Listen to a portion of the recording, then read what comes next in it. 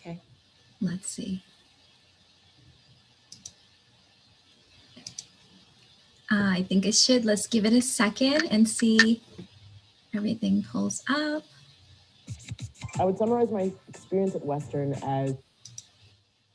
Oh, is it working on your end? It is. Okay, perfect. I'm going to go ahead and mute it here. Very.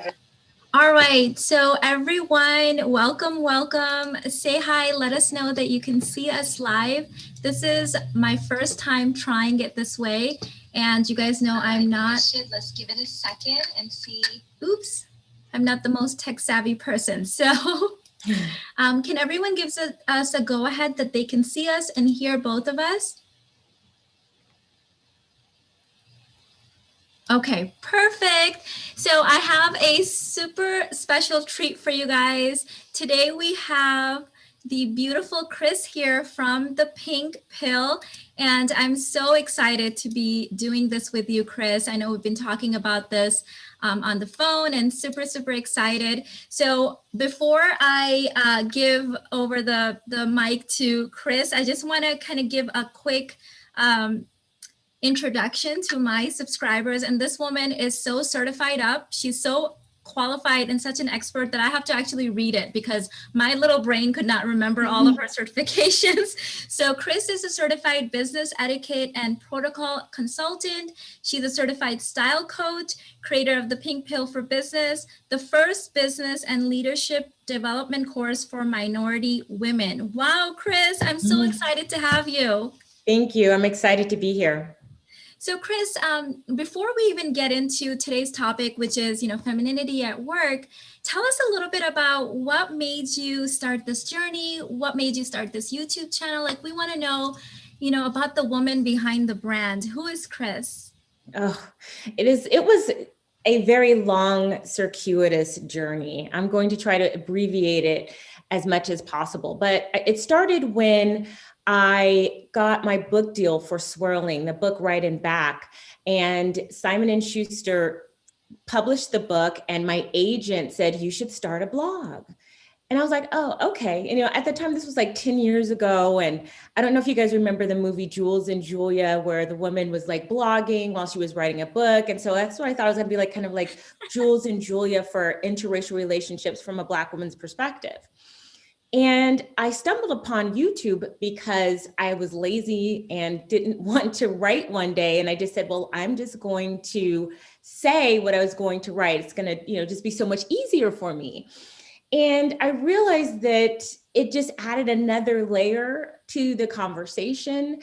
And it really allowed for me to draw from different types of audiences in different ages. And during the time when I started Swirling, this was back in 2010 when I started, interracial relationships for Black women was low. And it's still low, but it has increased 33% since I came on the scene. But what I realized was that over time, I would get the same type of concerns from Black women saying, I want to expand my options. I want to meet men of other races. I want to do that, but I don't feel comfortable with navigating. I've sort of just been insulated in my community and a certain type of people, mainly, Black women tend to self-segregate in terms of staying within the community. It's where we receive our comfort and reinforcement. So that was a little scary for them. So out of that came a course called the Pink Pill. And it wasn't about interracial relationships specifically. It was just about getting particularly my audience more comfortable navigating in other ecosystems. And it wasn't just for romance, but it was also socially, because making friends is also important, and also a little bit professionally, but it was mainly focused on socially and romantically. And so while that was happening, I created this course. I was told by my audience, we want more, we want more. We want to know how we can apply the tools that you've provided for in the original Pink Pill to business. And so I decided, that's a really good idea. And plus, I have a horror story. I'll share that with you later, if I may. And I said, okay, let me get good training in this. So I decided to get my certification as an etiquette and protocol consultant and an image consultant so that I could really get all the skills that I felt like my audience needed so they could win at work, especially since Black women tend to do well on the entry level to mid-level, and then something happens when they get at the mid-level. Not many of them ascend from that. And with my research, I've realized that the key challenge for Black women is that they don't have mentors, they don't have sponsors, and they don't have a network. And so I created this course so that Black women, minority women, women who may have been the first in their family to go to college, to understand the soft skills, which are, quite frankly, maybe more important than the technical skills. And it's unfortunate that colleges don't teach that really. It's an option for some, but most do not. They teach you the technical skills and then they throw you out there and they hope you figure it out yourself. Wow, that's great. And I know that I have a very diverse audience. And one of the questions that I get is, okay, I'm doing this feminine energy work and it feels delicious at home and I'm loving it. But like, how do I integrate this at work now? Like, what's appropriate? What's not appropriate? And I think that's where it's like the second phase of like balancing it out. So what would be your advice about how do they transition into this yumminess that they're feeling in their relationships and at home? Like, what's appropriate in the workplace when it comes to femininity? Well, there's two things. The first thing is pretty obvious. Obviously, your appearance matters. Wearing your, looking nice, makeup, being well-dressed, statistically, you get paid more. The better looking that you present, the numbers bear out that if your presentation is good, you will get paid more. Also, an offshoot of that is the halo effect. So when you present as good looking, well-dressed appropriately for the environment, people will assume other things about you. They'll assume that you're more intelligent, that you are more noble. They'll attribute all of these positive things to you just by your appearance alone. Wow. So the external part matters, but what's interesting about expressing femininity at work, when we think about femininity, when we have these conversations, especially on YouTube, we talk about how femininity interacts with in relation to men. However, when you're talking about femininity at work, it's really about the women and working with the women. I know that could be shocking. I can explain it if you like. I would love an explanation on that. And before we get into that, so is that I love what you said about the halo effect. Mm-hmm. So is that like the official term for that? Is that yes. something that, wow, yes. I love that. I have read the studies about people who present, women who present themselves well, get paid more, but I love what you spoke to that. And so, yes, please tell us why it's more, why are you saying that it's more, important with the relationship with other women? Well, okay, so let me back up and tell you guys my story, my horror story in corporate life. So when I first got out of college, I had a remote job, and then I said, you know what, I really need to work at a job where I'm actually in the office so I can learn. I thought I had all my skills. I had graduated cum laude from a great liberal arts school, and I just thought I was just ready to do it. And I had a very individualistic attitude. I came in there like, you know what, I'm smart. I can I don't need to, I'm going to just show everybody like how. Something that happened from the gate was that my manager, who happened to be younger than me, on the first get to know you lunch, told all of the associates, these are all the associates that I was going to work with, who I had to work with on projects. She told them how much money I made. And it wasn't in a nice way. Almost to say, wow, I can't believe that, she's getting paid. And this was back in 99, 2000. I can't believe she's getting paid $40,000 a year. Like, and these are people who I have to work with who clearly weren't making that. And I was hired not on my experience, because I told you I was just barely out of college, but on my potential. Mm-hmm. This created a major problem for me moving forward. But I was too young and inexperienced to understand the magnitude of what it was going to do. So first of all, I didn't know that you're not supposed to do that. Like, that is a big no-no. What she did was inappropriate. But what she did was plant a seed in the people that I have to work with and I have to get along with, that sowed resentment towards me.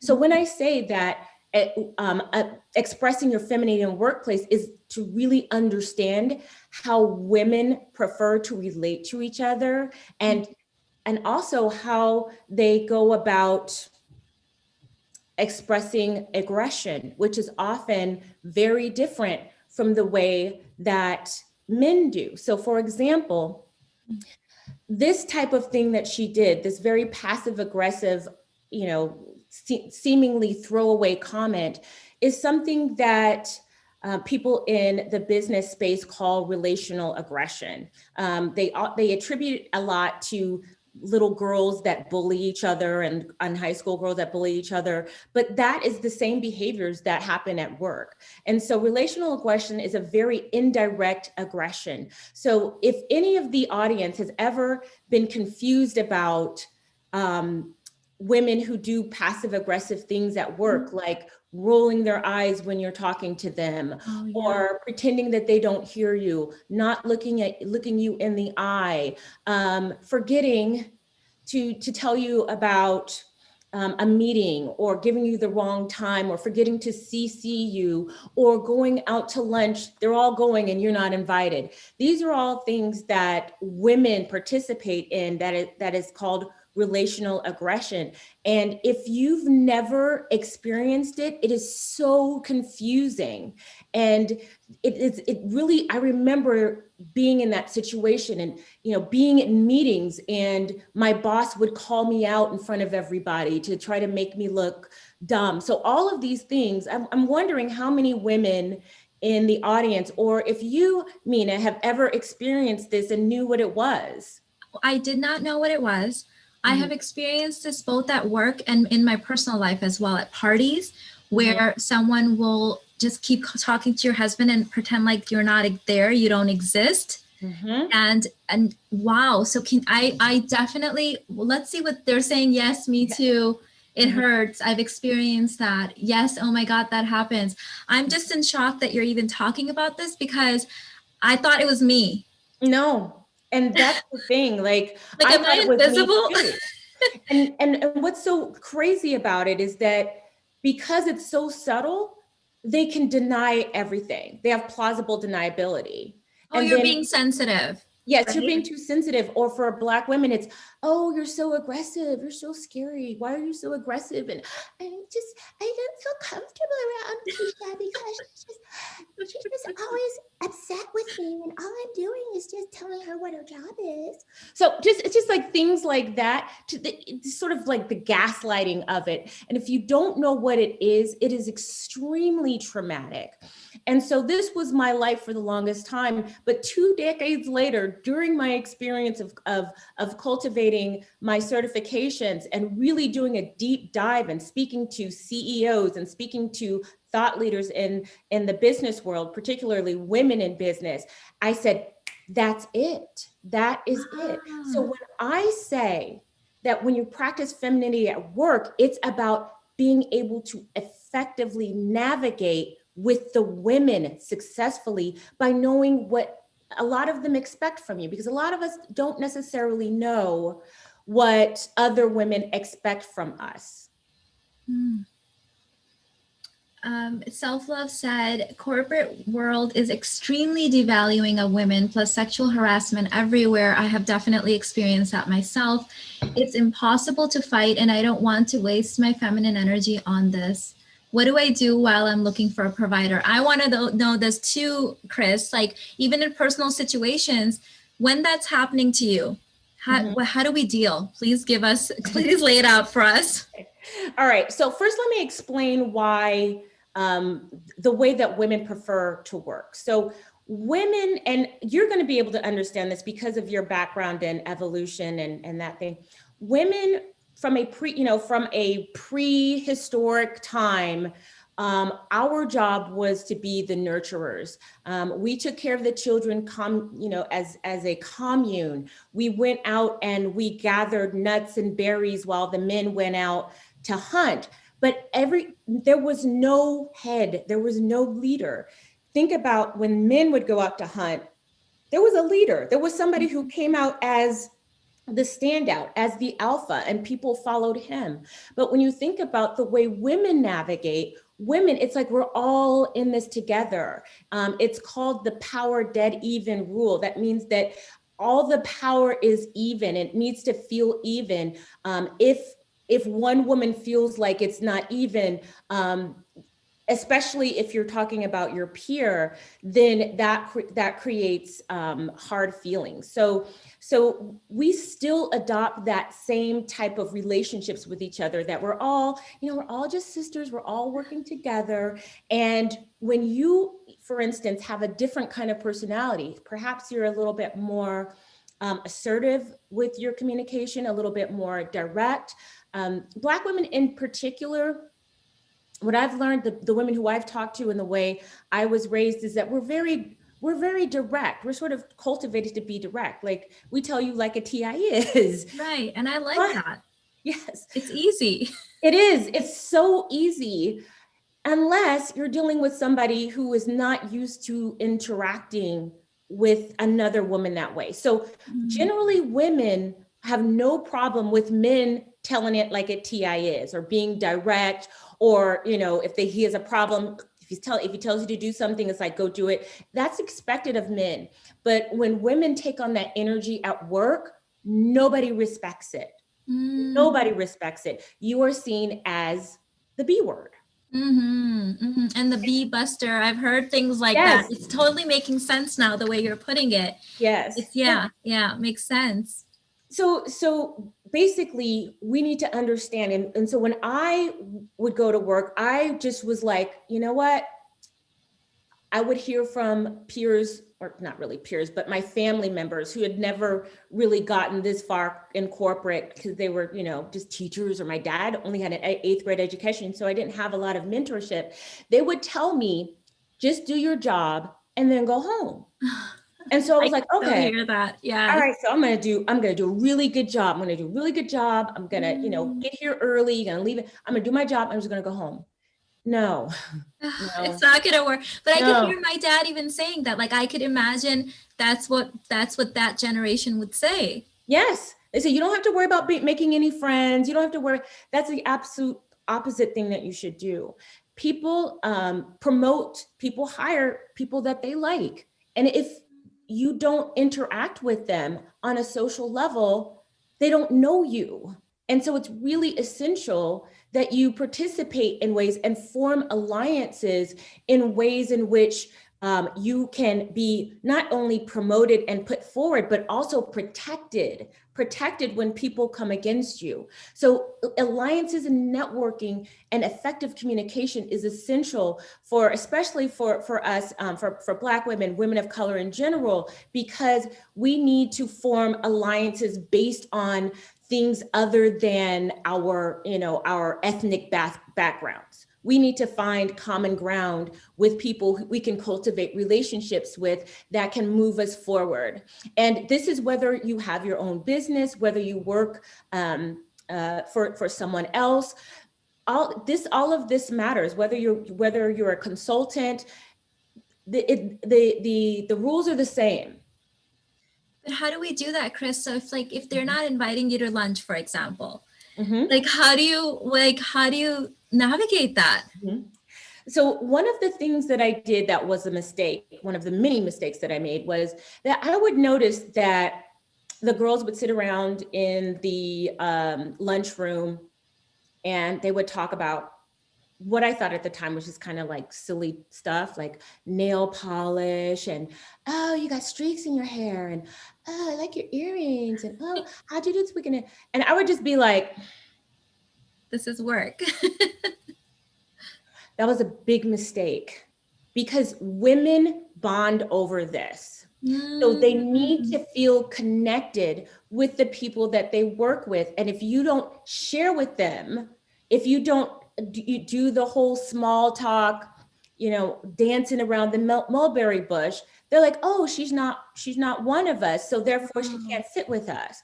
And so even though I thought like talking about nail polish for 5 minutes was silly, it's important to them. And so if I want to create these bonds with people, if I want to create bonds with these women, then I need to express some sort of openness, some sort of attempt to want to get to know them, instead of, say, for example, going to your coworker and saying, okay, this report needs to be done by the end of the day. Okay.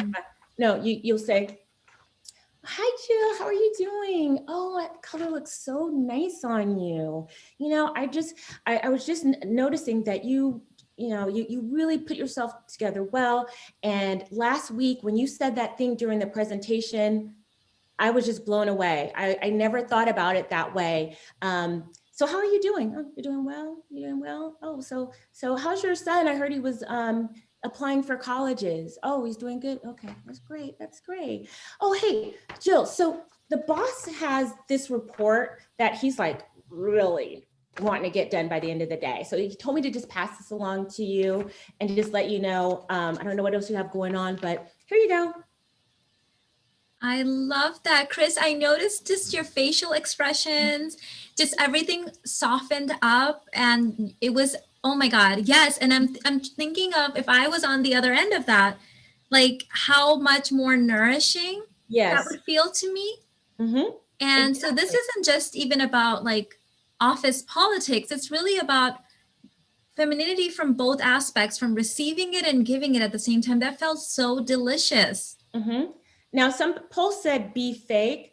Well, okay, so I want to address that. I think that you'll have to sort of reframe.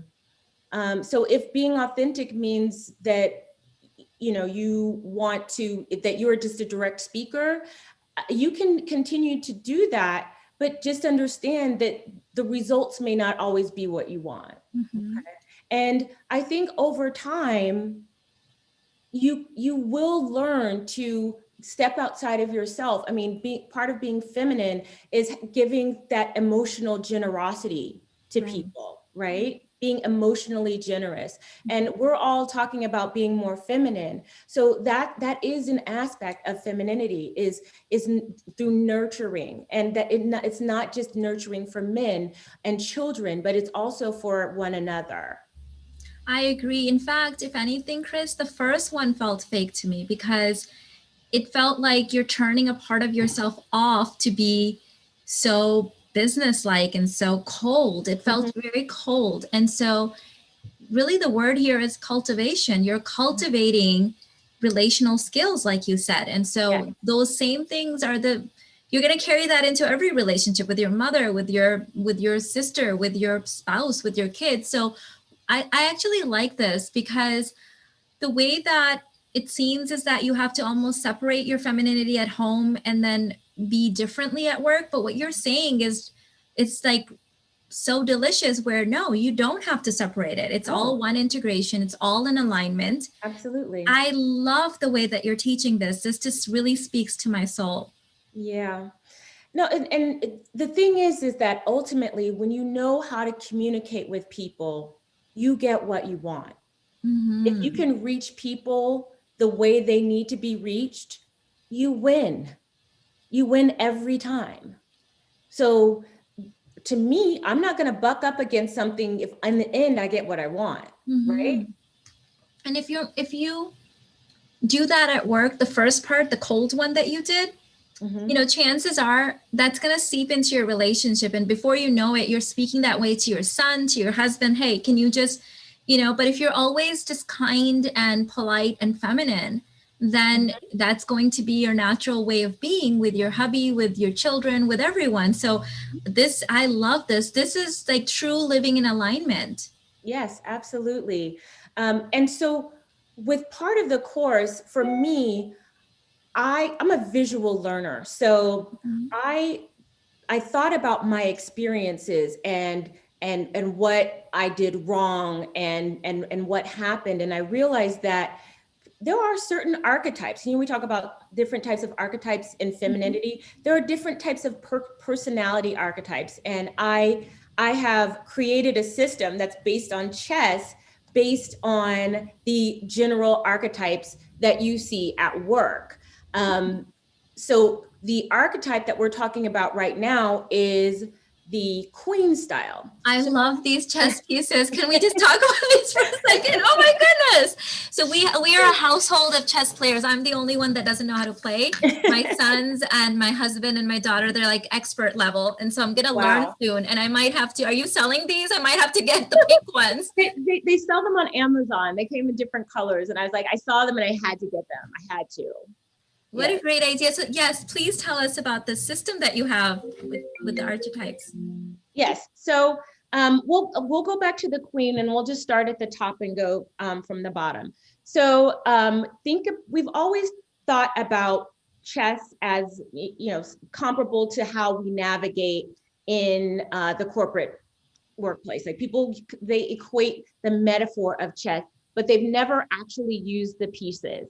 I use the pieces because it helps for me to categorize. And when I shared it to top business thought leaders and professors, they all said this was a really good idea and they'd never seen it quite presented that way before. So there are 6 chess pieces in the game. And the first one is the king. So the king represents sort of a male masculine management style. This person is very direct in their speech. They don't shy away from conflict. They rule from the top down. Hierarchy is important. Results are more important than the process. They expect to be listened to. They're like the coach. If you've ever played any types of sports, you don't question the coach. You don't sit down and try to negotiate ways that the coach is telling you to do something. You just do it. Right. So that is typically a male style, but it can be a female style as well. So just because I told you about how women prefer, there are women who are extremely direct and they may be your boss. And so with a person who has the king style, it's not necessarily gender specific. And so remember what I talked about before about doing the small talk and getting to know. So if somebody has the king style, they're going to be a little bit annoyed or suspicious if you don't speak to them directly. Right. So is this like an alpha? This would be like an alpha. Yes. Okay. So with that person, we don't do the small talk. No, you don't. It's you're wasting their time. If there's a conflict, they want you to tell them directly. They want you to communicate directly. If you're hemming and hawing and he's like, okay, so tell me why this report wasn't done when I told you to, Jill, why didn't you get the report done? Oh, well, see, Chris, she gave it to me like right before noon. And then the client called and and he's just sitting there like, what happened? You know what I mean? He's like, I don't want to hear like what happened. And so in that case, you said, you know what? I planned to do this and I am still working on it. There were some fires I had to put out, but I'm staying later to get it done. Like they don't care about your reason, because again, it's not about the process, it's about the result. So however you frame things, it's always needs to be like results driven. And when you speak to them, it's okay to just be straightforward, especially if that is your personality. So moving on to the queen style. Queen style is more feminine and communal, what we talked about before, where the manager is, we're all in this together. And she doesn't say, I need you to do something. She says, we need to do this. And it's more of the process is more important. No, the process is as important as the result. and it's how we're working together, and it's how we're gathering all the information together. She does this particular style is not a direct communicator. She'll say, like I said, I need you to, instead of saying I need you to, it will be, can we get this done? Or, and we still means you, but relationship is work too. I mean, still you, but you know, and they'll want to know about your personal life. They'll want to get to know you. It's more of like they want to manage like we're a family.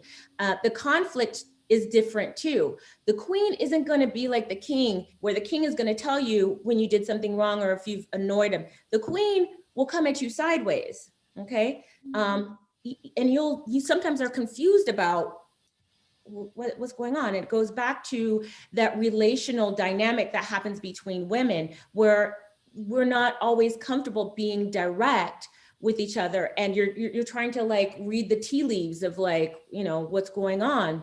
So you don't want to, it's actually more dangerous to cross the queen than the king, because the king will tell you, and the queen, she'll just show you. Ah, that's so interesting. She'll be more passive aggressive, do you think? Yes. Ah, oh my goodness. Okay, I'm loving this. This just puts it in perspective. And I think, like you said, it is gender neutral, because I've definitely, when I was working in corporate, I have worked with bosses that were male, but they were more queen. It was like, wait, hold on. How are you today? What's going on with you? If I'm just being direct with them, they would like slow me down and stop me and ask me how I'm doing. So that's really interesting. Yeah.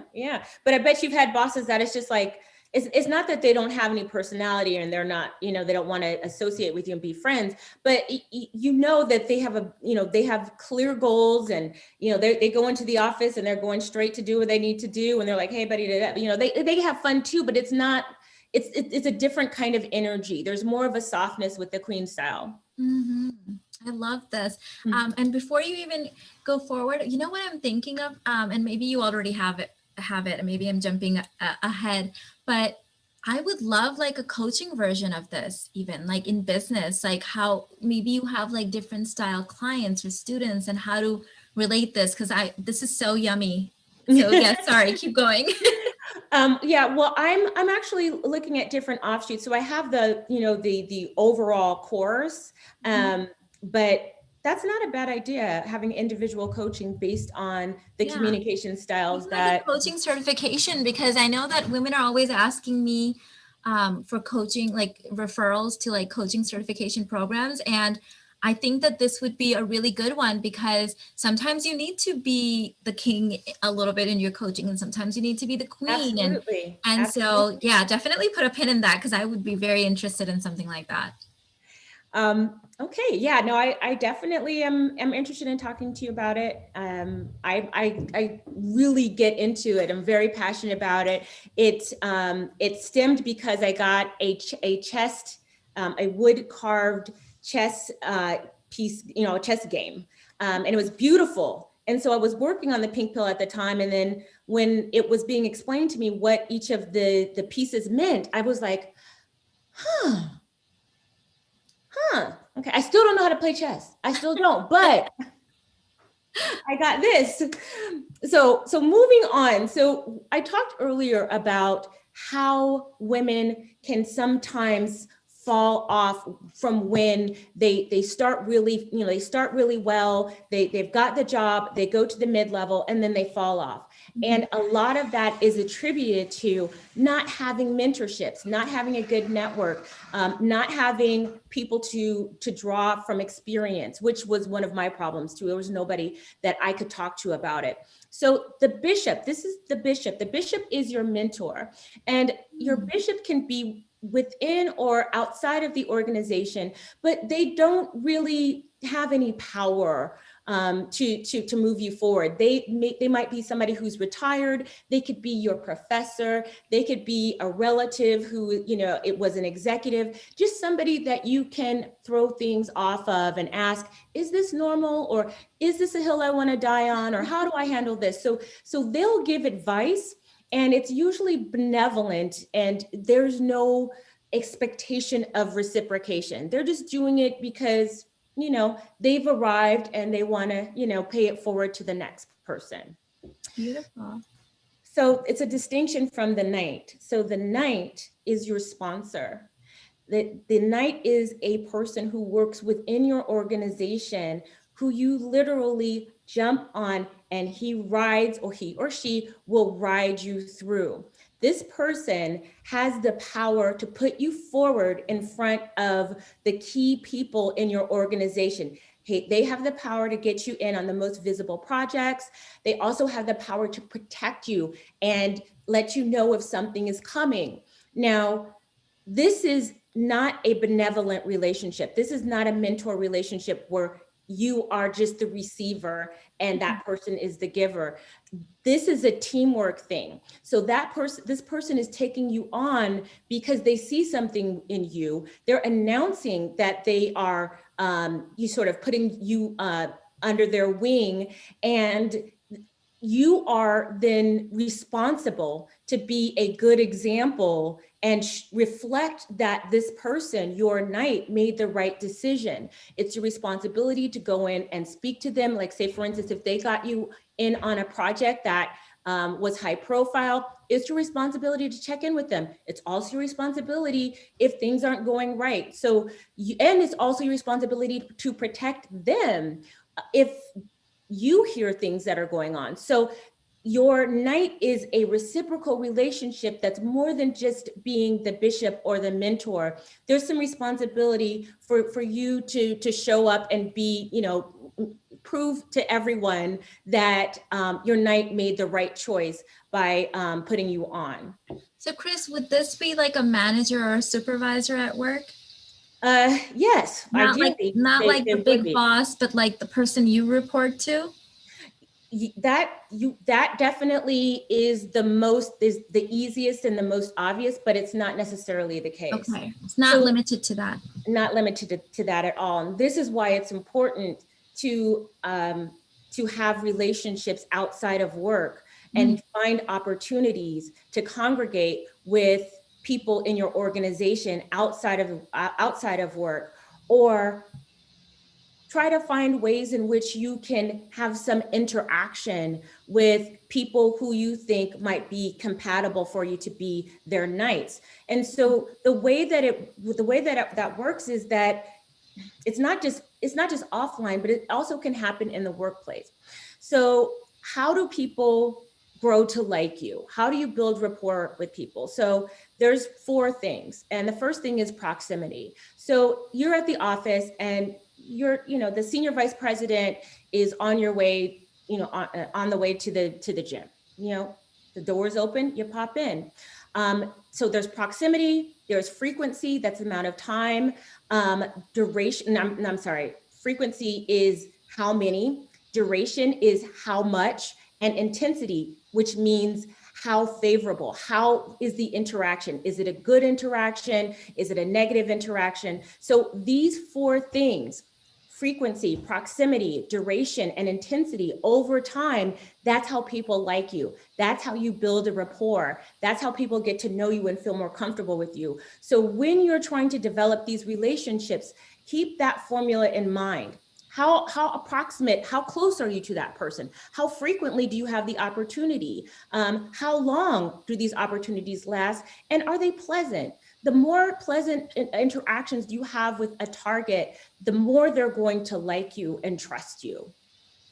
Oh my God, just hearing you say this is really nourishing, because I hear so many women, I know on my channel, often like resenting work or hating going in, especially after discovering feminine energy work, because their other life feels so good.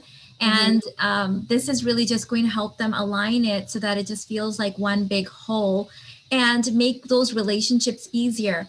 Yeah. So a question that I would have before we start taking in questions from the audience would be, do you think that if there's a difficult situation, if you feel like maybe someone's out to get you, or just trying to sabotage you, that using these skills can help kind of smooth that terrain a little bit and make that more, at least, tolerable at work? Yes, absolutely. So if I may, the rook. The rook represents a castle and chess, but it's in the pink pill for business, it's the troublemaker. It's the gossip. It is that person who represents the obstacle for you, the obstacle that is blocking you from wherever you're trying to go to. So it is important to identify who those people are, but you also need to identify their communication style and who and the relationships that they have and how they interact with other people. It's really important to ascertain, okay, if this person is a troublemaker, how do they create trouble? Are they, do they get in direct conflicts with people? Or is it more subtle? Is it more passive? How do you speak to them? How do they interact with you? And the way this is part of a larger conversation. We just recently did an event on conflict resolution. And so I can't give an all over answer, but I would say the most important thing when it comes to conflict resolution with people like this is to find out how best they prefer to engage in conflict. Because if you try to go, because see, the mistake that I made was I was dealing with a few passive aggressive ladies at work. And so I would just say, well, let's just solve it. Let's just put it out there. Okay, let's talk about it. There's a problem. Let's talk about it. Somebody who has like the queen style does not like that, feels like an ambush. And they feel like they're put on the spot, and you're going to automatically get defensive. And you're not going to get what you want anyway. So my focus is not to get you to be fake. It's not to get, I want you to understand how these people think and how they maneuver so that you can get what you want in the end.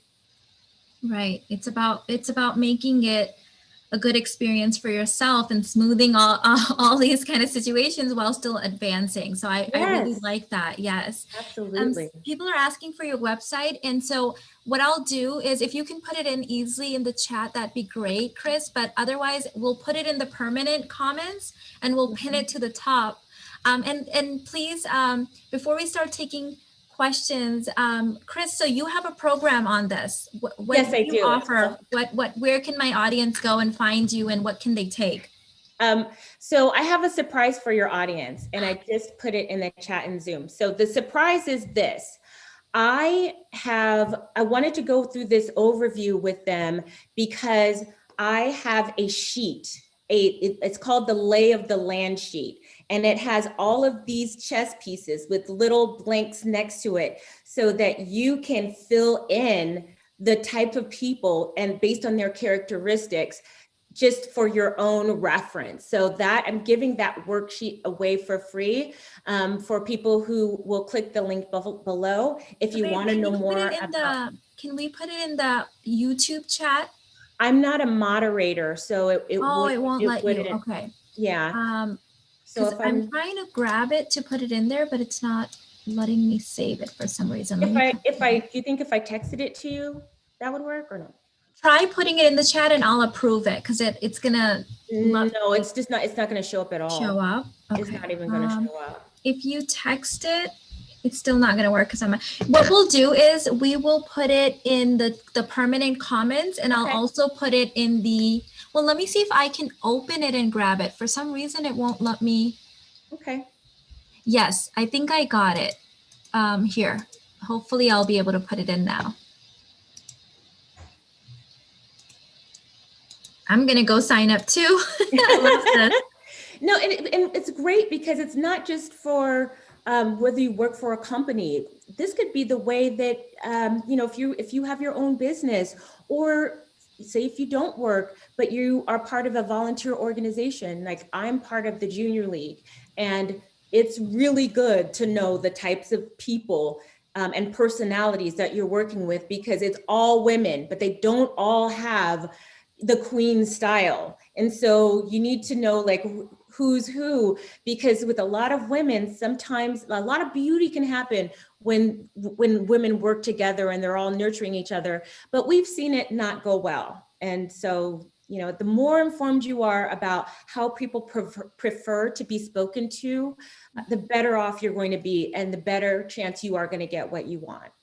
I agree. I think this will eliminate so much anxiety that a lot of my clients feel because of like just having to go to work and deal with these people. And I think that having this plan and this, this skill set will really alleviate a lot of that anxiety. So I love it.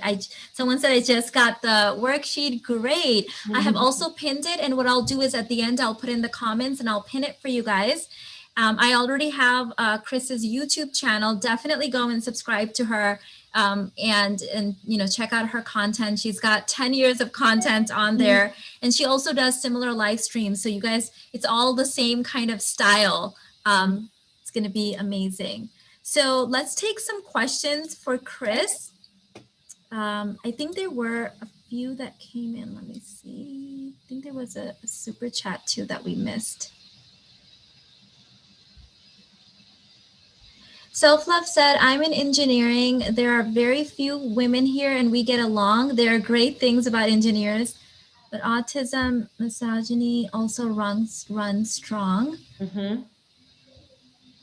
Let's see. I hear that a lot when I do personal coaching. A lot of female engineers have trouble expressing their femininity. There aren't a lot of women.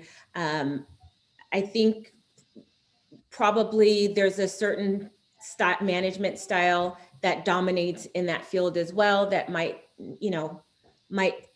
depending on your personality, might be sometimes a challenge for women. So Chris, guys, if you have questions for Chris, we've got her to ourselves. She's our hostage right now, so ask away. But I have a question. So Chris, so if there's a male queen, then how do we, I know that sounds so weird, but like, hey, you're the one that came up with this name. So like, how do I still do the same kind of like, am I still going to be talking about my nail polish or like, what do I do? No, it's more of the spirit of it. So if this person prefers to have small talk before they get into it, if they don't, if they prefer to answer requests as more of a question. I'm going to give you an example, and this happens with men and women. Do you ever notice that sometimes when you work around women and one person will ask a question or say something and they'll be like, okay, what did you think of my, I don't know, Sophie's streaks, the highlights in her hair? I was wondering if maybe like over time, it would like sort of blend a little bit better. What do you think? Always ask questions. So it's like, what do you think about this? Or, there's an intonation after the end. It's almost like asking the question. So it appears to be non-threatening. This happens with women. It usually is fine if everybody's communicating that way, but there will be times that if that is where you are, that is your stasis of just sort of feeling unsure. And when you speak, you have a question at the end, and like everything you say is a question at the end. When you're around a bunch of people with a direct management style, that knocks you down. That knocks down your credibility. So there's a time that'll work great for the type of women, but if you're around people who are about their business, and you could be the smartest person in the room. I remember during COVID, there was a woman who was literally the head of the ICU department, and she was talking about the protocols for treatment. And she was like, so what we did was we had doctors who we consulted at the CDC, and then we did this, and I'm like, girl, you are the head of the ICU. Like, no, so it's just being able to understand it's situational and being able to read the room and see when you need to activate that more direct energy, that more sort of masculine Amazon type energy, and the time that you need it to be more nurturing. And it really just depends on how that person likes to receive their information and interact with people. A good clue is to observe them interacting with other people who they like. So it really is, when I say get a lay of the land, just be an observer, see how they interact with other people, look at their body language, look at how the other a person speaks to them and how they respond.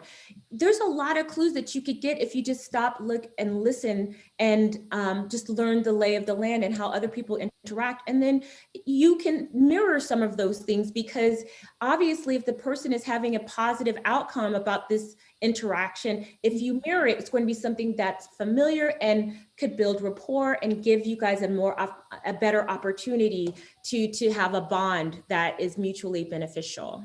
Oh my God, Chris, that's so good. And now I know why we were connected and why we found each other, because one of the, I think one of the things missing here on my channel was that sometimes women might feel, because I have worked in corporate, but it's been a really, really long time. And then, there's this feeling of, well, how do I do this at work though? How do I do this at corporate? And so I found you guys the expert that you need, and now we know what to do. I love these. And I think that this is going to work brilliantly at work, but all of this stuff also plays into relationships at home or even in-laws. Oh my goodness. Yes, absolutely. You can use this with your in-laws, like find out their styles and then mirror, and then see who they like, and then mirror that back. I love this.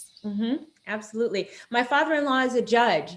And so he's a very direct type of person. He's like, don't, not waste my time. He's funny, he's witty, but he's also very direct.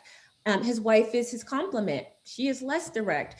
She is sort of conflict averse. And so I have to navigate very differently with them. When it comes to things related to, if serious things related to our family, there's a certain way that I can talk to him, and there's a certain way that I need to talk to her, because I know that if I talk to her the same way I talk to him, there's a possibility for her to get defensive or want to shut down the conversation or misunderstand me. So it's really important to understand those communication styles. So again, you get what you want. I love it. This is so good. Let's see if people... I have one other player. So while you're looking. Oh, yes, absolutely. I'm sorry. Like I mentioned, my family's on my case that I need to learn how to play chess. So eventually I will, because they keep reminding me. But I'm so sorry. Yes, please share. We're all ears. No worries. It's no problem. The last one, and last but not least, is the pawn. So the pawns are your coworkers. They're the people who are at your same level, but they're also the people that work below you. They could be the janitor, the receptionist, the person the vendor who comes in every week to drop off samples for this. I remember when I worked for a doctor's office, we'd have pharmacy reps come every few weeks to do things like that. And it's important, and you don't want to neglect your pawns, because they can give you valuable information to help you. So the receptionist, they might have been there for 10 years. They know where the bodies are buried, And so there's an opportunity to cultivate relationships all along those levels, and it gives you a better opportunity to have a more pleasant work environment. It's going to have you have opportunities to be more visible. More people will like you. It's not to say that you won't have conflict, but you might be better equipped for it. And also your pawns, which are your coworkers, you can make strategic alliances with them. And you could say, okay, what are your goals? Well, these are my goals. Okay, so I'm going to help you do this, and I'm going to talk you up here, and then you talk me up here, and here we're going to work together. Right. So yeah, I mean, so if you understand how you can fit this all into the people that you work with, you will have more success. I can already feel it while you're saying it. It creates, like, how people have like their family, and then they have their church family. Like, this almost feels like your work family now, the way you're presenting it. Yes, I love it. Love it. How to navigate in a very competitive, nerdy, seemingly work hard environment. Most women there are very masculine and competitive. That's a good one. So if the women are competitive, again, there may be bleed over, right? So somebody could have a king style presenting, but have a sort of a passive aggressive stint to them. If they're competing with you, you have two choices. you can avoid her and try to try to get sponsors or your nights with the men, because the gender dynamic makes that a little bit easier. Mm-hmm. The other way is to do what I suggested before, is to find somebody who you have at least a little bit rapport with and say, hey, what are your goals? Okay, well, these are my goals. Okay, let's try to help each other. I'm going to talk you up to so-and-so, and you talk me up with this, and then I'm going to put in a good word for you here, and you put in a word for me there. That's obviously going to have to be something that you're going to have some discernment with, and make sure that that person is least trustworthy enough to have that kind of alliance with. But I would say if all the women are like that, then align yourself with the men. Oh my God, that's going to piss them off even more. Oh, well, you just flip your hair, and then you're just as sweet as you can be, and then, there's, maybe I'll be back to talk about some conflict resolution strategies. Yes, absolutely. We're loving this. Let's see. Let's get another one. What if the women resent you once you level up, even though you are always pleasant? Okay, so that's what happens when we talk about the power dead even rule. So say, for instance, you have three women who work in customer service, and they're all at the same level. Mm-hmm. And then one person gets promoted, but this whole time they've been great. They go out to lunch, they go out and do stuff over the weekends, and everything is cool because they're all the same. But the dynamic changes when you become over them. And so what you're going to have to do is you're going to have to recalibrate a little bit, but also have to assert your authority. And sometimes, depending on how long that dynamic has gone on, the people who are a problem may have to go to a different department. I mean, because it's sometimes hard to recalibrate when depending on how long the relationship has gone on. There's going to be a transition, but you're still going to have that relational energy where we're still in this together. I want to see you win. We all have a job to do. Let's do this. Still continue to show that you care about that person. Don't say, Jill, I need this report by the end of the day, especially if you've ascended from the same position that she has. Have some empathy from where I'm sorry, I was looking up here because my camera's right here and I'm so used to looking at the camera and not here.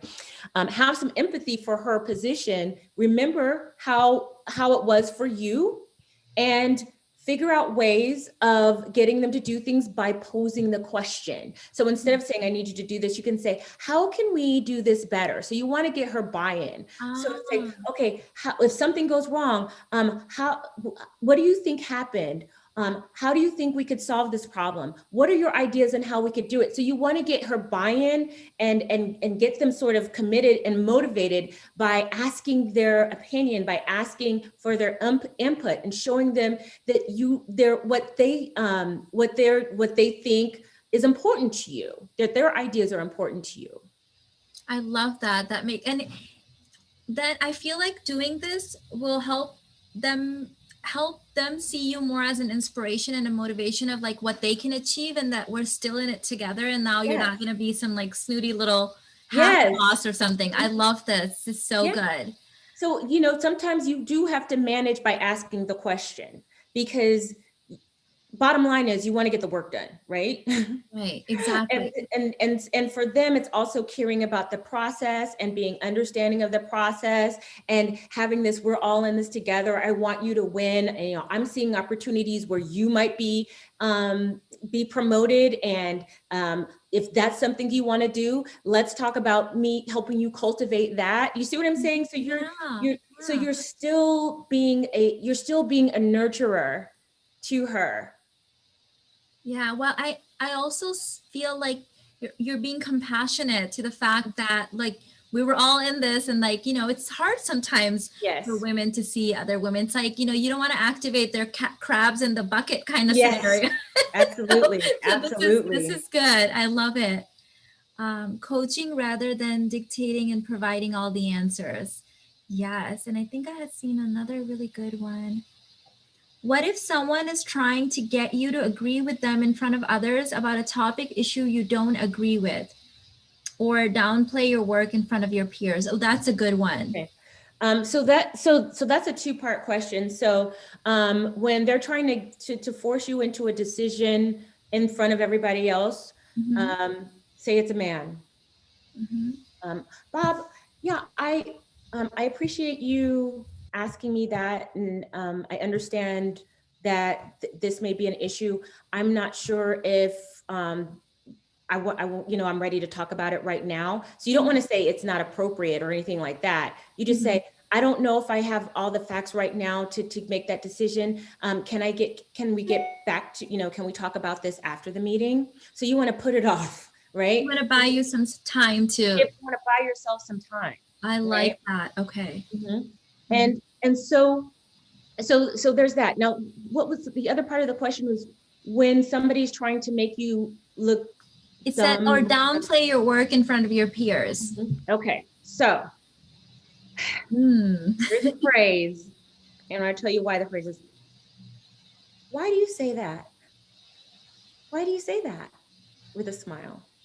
Whoever asked the question has the power, because now that person has to defend their position. So whenever you feel like something is coming at you, you can say, why do you think that? Why do you say that? Oh, that's interesting. Why do you believe that's true? And you don't say it, combatively. Right. Just volleying. It's called like verbal jujitsu. So they're coming at you and you just bring it back, And then the person who now has to answer the question is the one that is subject to having to defend that position. I love that. That's good. That was good. I think you can do that with in-laws and other places too. Yeah. I feel like this is like the information you're giving us, like this is like gold for all areas of your life. Absolutely. I use it in a lot of different, a lot of different applications. Because it used to confuse me because I'm a direct person. And if there's a problem, I feel like, okay, let's just, hash it out. And it wouldn't go my way. I would get so frustrated because I wanted to resolve, but it wouldn't go my way because I was trying to force another person to get out of their comfort zone, make them uncomfortable so I could get to the solution. And it just didn't work for me. Oh my goodness, this is so good. Someone said, I love using the line, and why do you need to know that when someone at work is asking me super personal questions that's unrelated to anything? Do you think that would work? That sounds interesting. That sounds good. It's okay. That's one's on the border because it's on the border of a little bit kind of like, I don't know, put the other person on the defensive when maybe they're just trying to get to know you. Because I think sometimes people will ask questions to be nosy, but sometimes they're asking these questions because they're trying to make a connection with bonding with that's important to them. And so sometimes you have to be careful in how you deliver it. And it also has to do with like your body language. So if you were to say, why do you need to know? Why do you need to know that? And it's just your face is this deadpan, or, say, oh, that's interesting. Like, wow, nobody's ever asked me that. Like, what made you ask? Yeah. And so there's a different way of doing it, but if somebody's trying to make a connection with you and they're asking a personal question, it depends on their body language. Body language is 80% of the communication. So we're taught, we're not even taught, we are wired. This is from, prehistory, the way that we've evolved to read body language first. So whatever the body language is, even if what you say in your mouth is completely opposite of what your body language is, or if it's, if you're basically, we will always listen with what we see than what we hear. And so body language is important. So it depends on how that person is presenting, because we will believe what the body tells us. This is so true. Yes. I love the way you did it. It was the same thing, but it was a completely different vibe. And I Yes. love that. Yes. Very well done. Yes. Yeah. So, I mean, because we have to be careful as women, not to be passive aggressive. I was just coaching someone the other day, and she says that she's having some trouble navigating at work because she's the only minority. And there was a woman who is married interracially and just had a child.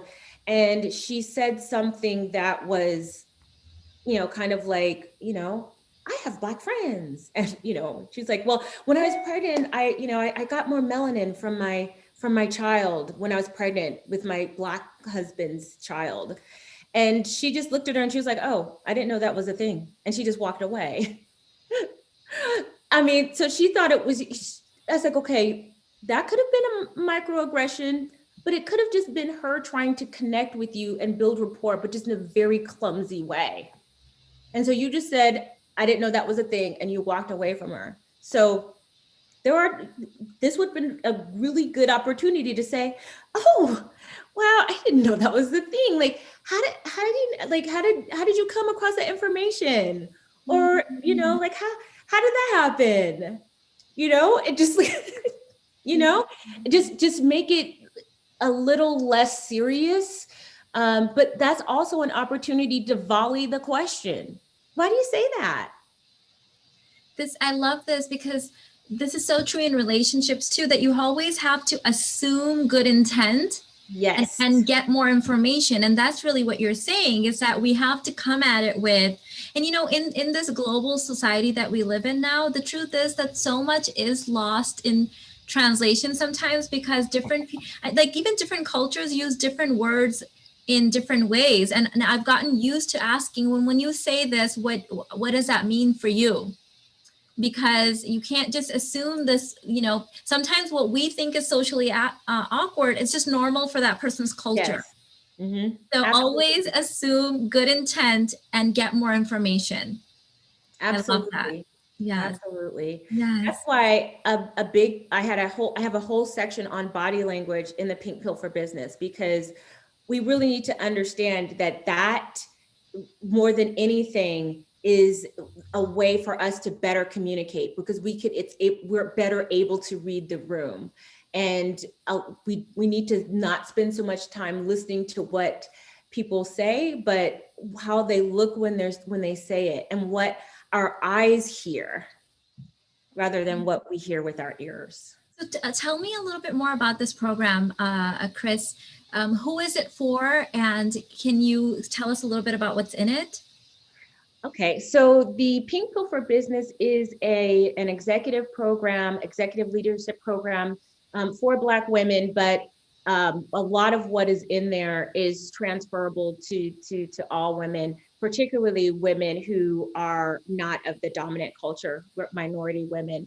And I've integrated my past experiences, knowledge about relational aggression, conflict resolution,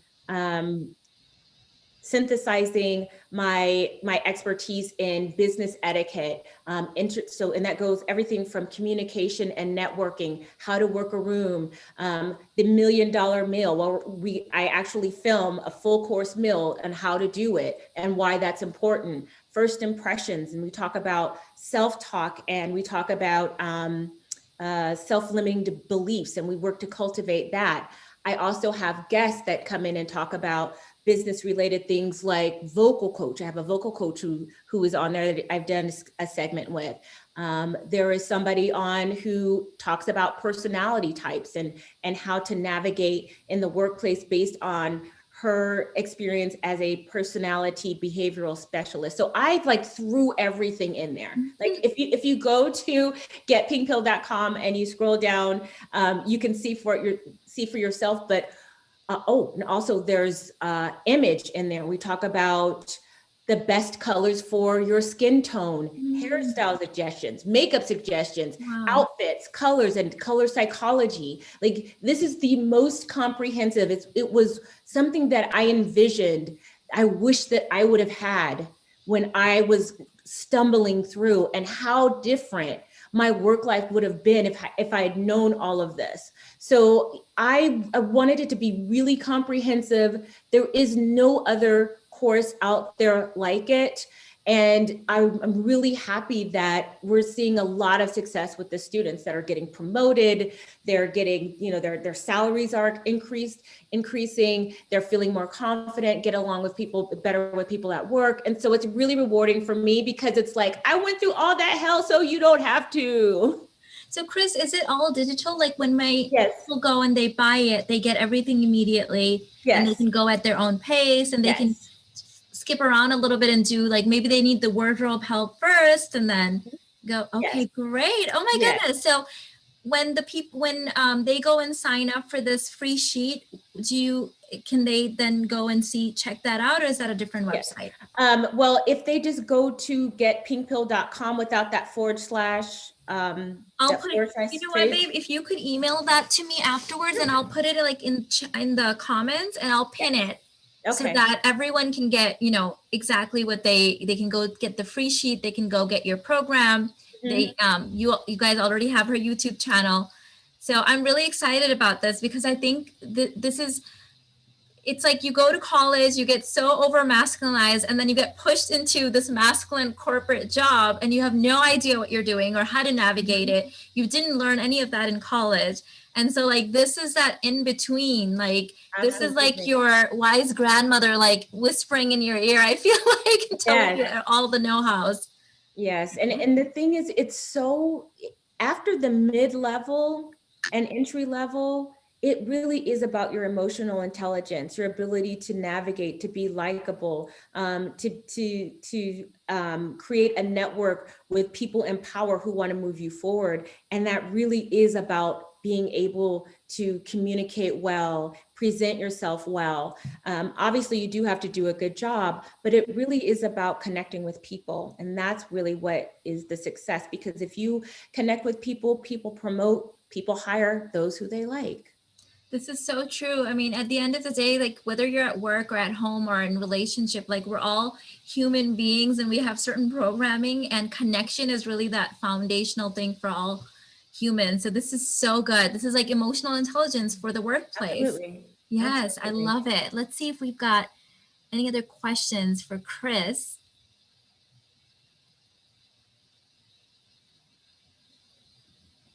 I think it can work for any woman who is looking to enter into the workforce, but is not knowledgeable about the process. Yes, she's talking about your program. Mm-hmm. Beautiful. It's especially good if you're just starting a job, if you're looking for a job, if you're just getting out, if it's your last year of college. It works best when you can start fresh, but that doesn't mean that you can't adopt it at any time. It works. The program works. And I'm so happy to get all of the responses from people who are coming back with wonderful stories about how this has changed them. So I like I said, for me, it's about, I just wanted to think about all the things that could go wrong and how we can win when we know better. Because my mom would always say to me, when we know better, we do better. Ah, yes. I believe that was Maya Angelou, wasn't it? Yeah, well, maybe, but my mom said it. My mom said it. And this was before I knew about Maya Angelou. I remember being a kid and my mother would say, when we know better, we do better. That's so true. That's so true. Thank you for creating this for us and bringing it to my community. And I know that this is something that was really, really needed here. And so I'm so glad now, like, it all makes sense why we connected, how we found each other, and why we became friends so quickly. It all connects. It was all divine timing.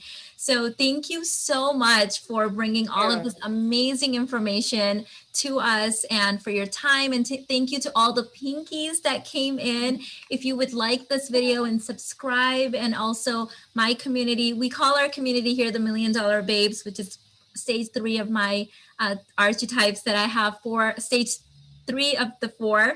And so if you would go and subscribe to the Pink Pill, definitely go and I'm going to, right as this is ending, I'm going to go grab your worksheet too, check out her program. And you've got a couple other programs too as well, correct, Chris? Yes. The original Pink Pill, which is more about self-cultivating, like cultivating yourself, feeling comfortable going in the other ecosystems. Like, a lot of us we, you know, were raised middle class or even lower middle class, and we're terrified of being in spaces where the type of men that we want to attract are. And so the pink pill is about that, but also making friends in those areas, and just sort of bringing a different energy and expectation that you're cultivating, being able to sort of refine that and polish that part of yourself so that you will attract the quality people to your life and repel, you know, dusty people away from you. I also have the pink pill for college,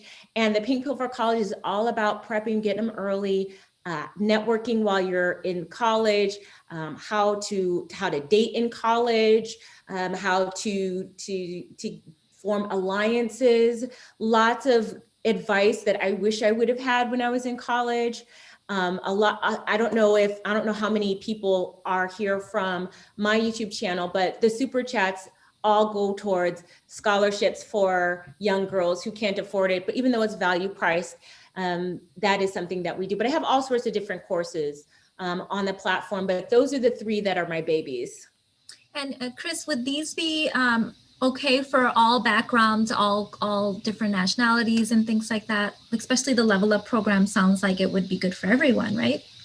Well, I would say the pink pill for business is probably more universal, but I would say the original pink pill and the pink pill for college, it's formulated for Black women because there was nothing there at the time that was really speaking to us.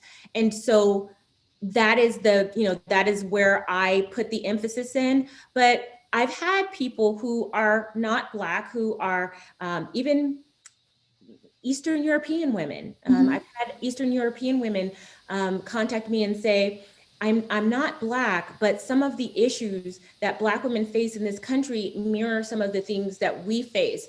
And when I looked through your course, there were so many things that I identified with and found value with. So I think it depends on the background. You know, I was really pleasantly surprised that there was some synergy there. Absolutely. Great. So I'll definitely be putting that information in the comments. It was a pleasure as per usual. I thank you ladies for the information Lisa said. Oh, you're welcome, Lisa. Thank you, everybody in the chat. And thank you all from the Pink Pill for lending me support. And thank you, $1 Million Babes, for being so gracious and welcoming. Thank you so much. And we're definitely going to have to do a part 2 because I want to pick your brain some more about some of this juicy stuff that you've learned along the line of, you know, your entire journey. And thank you so much once again for your time and sharing all of your brilliance with us. And we're definitely going to go check out your programs and your YouTube channel.